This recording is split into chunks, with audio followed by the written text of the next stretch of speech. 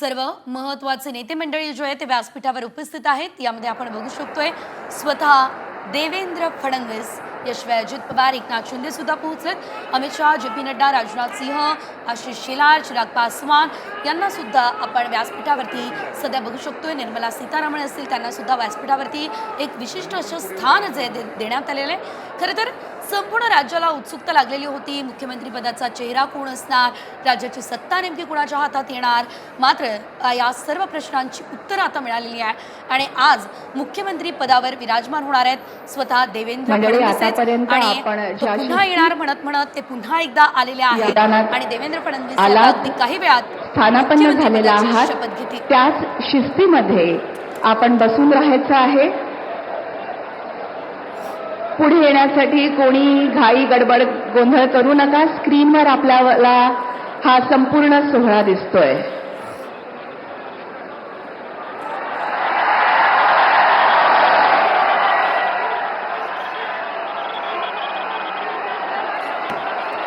आणि आता आपण बघतोय या ठिकाणी आझाद मैदानावरती पंतप्रधान नरेंद्र मोदी यांचं आगमन झालेलं आहे। पंतप्रधान नरेंद्र मोदी आता व्यासपीठावरती पोहोचलेले आहेत। त्या दरम्यानची ही दृश्य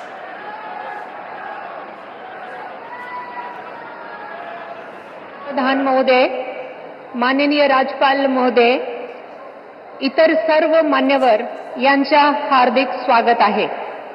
आता सर्वांनी कृपया राष्ट्रगीत आणि राज्यगीत साठी उभा राहावे।